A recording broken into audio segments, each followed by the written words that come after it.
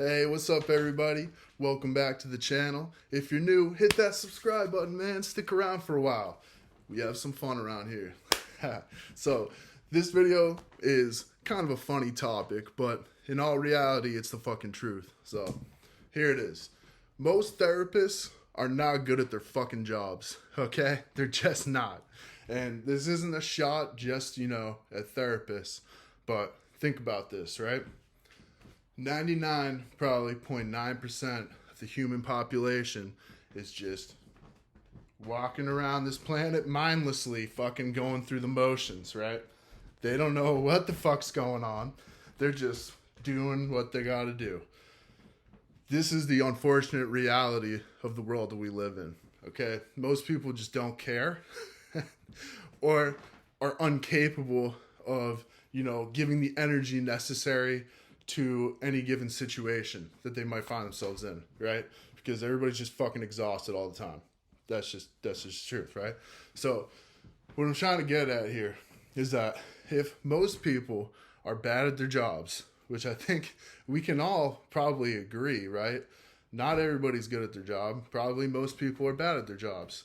Or at the very least, they hate their job, so they're not putting 100% effort into it, right? That's most people. Say like maybe 1% of the population just absolutely loves their fucking job and gives everything they can to it 100%, right? So I'm going to explain why the therapists that you're most likely going to see, especially at a drug treatment center, are not good at their job, okay? So, all right, let's get into this. Without further ado, why can we probably hypothesize that they were not, the top of their class? Let's see.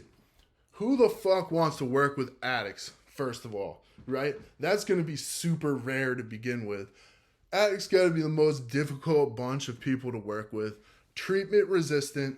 They lie constantly. Manipulative. Drug seeking. Like everything, right? Usually mental health illness as well, like bipolar, whatever, some kind of mood disorder. So you got dual diagnosis, super complicated cases that are treatment resistant with difficult people that like to lie to you in a short-term stay where it's kind of like a revolving door. What doctor in the right mind or therapist, what counselor, whatever, is like, yeah, that's where I want to work. Like, that's where I can make the most impact. It's, the people too that are coming through the doors are sick as fuck, dude. They're usually like, barely able to like function, like, yeah, maybe it's rewarding, I'm sure, for some people.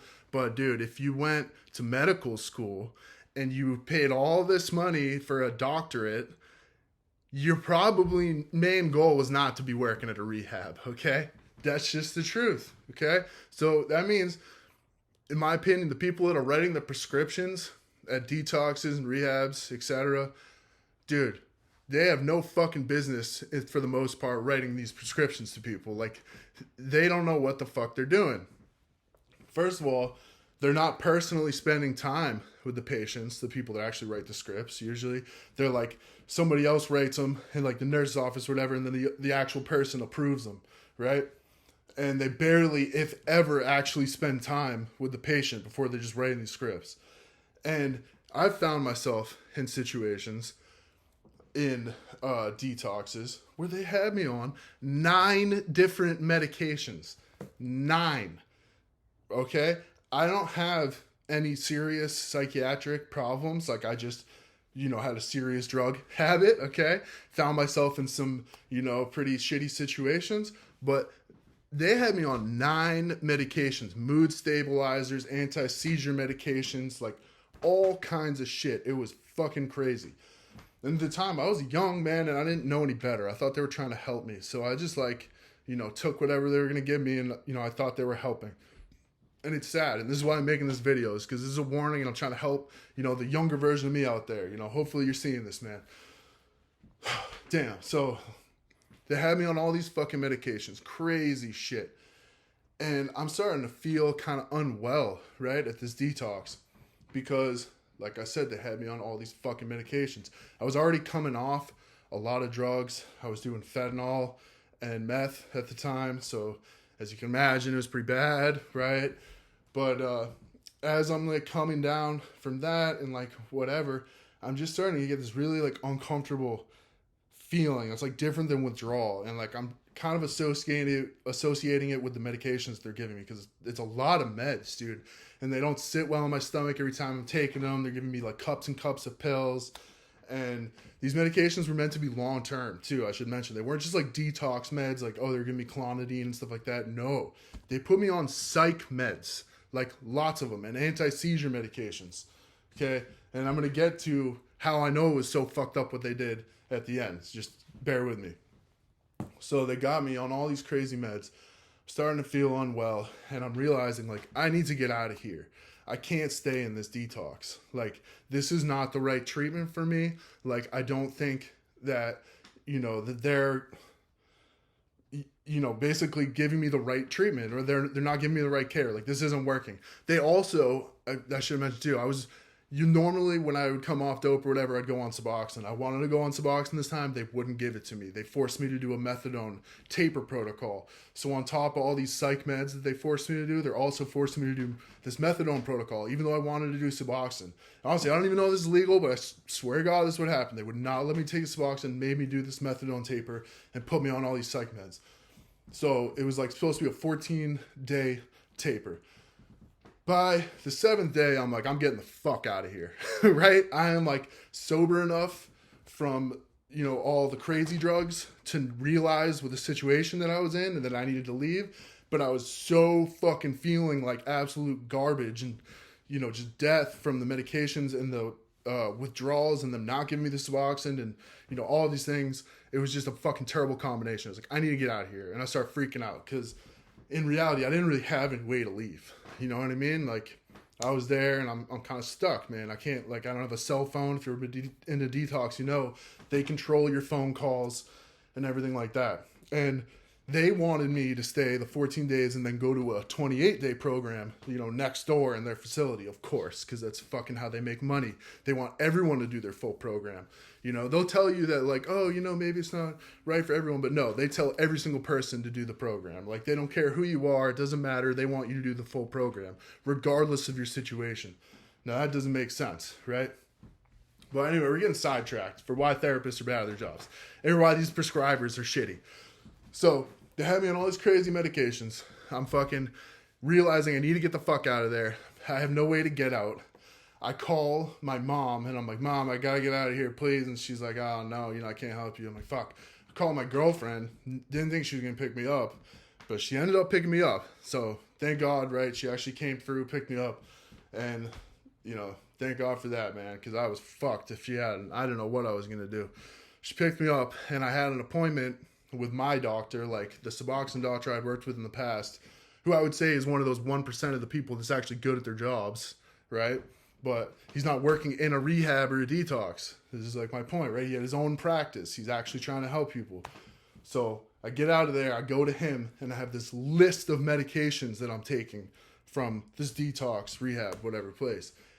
And his jaw drops. He's like, holy shit, are you taking all of these things? And I'm like, yeah, they told me that I should be taking this stuff, and they were worried about me having a seizure and whatever. And he was like, no, this doesn't make any sense. Like, first of all, these drugs don't prevent, the kind of seizures that you'd be prone to, and, this, that, and the other. He just dismantled the whole thing, took me off all the medications, and just put me on the Suboxone that I wanted from the fucking beginning. So, is that ridiculous or what? It's fucking ridiculous. They had no business putting me on all those medications, but they fucking did. They could have ruined my life, dude. Imagine if I had stayed there for the full 14 plus another 28 on all those medications. I would have to come off them at that point. It would have been like actually hard to come off. Luckily I wasn't on them long enough so that when I came off, I didn't really, like, nothing really happened. So, thank God for that. But if I had been on them any longer, there's a good chance that I would have had withdrawals from coming off all those psych meds and seizure medications, and God knows what would have happened, right? They could have fucking killed me potentially. So, and I'd like to say this is the only time that I've been misprescribed medications or whatever at rehabs or detoxes, but it's not, dude.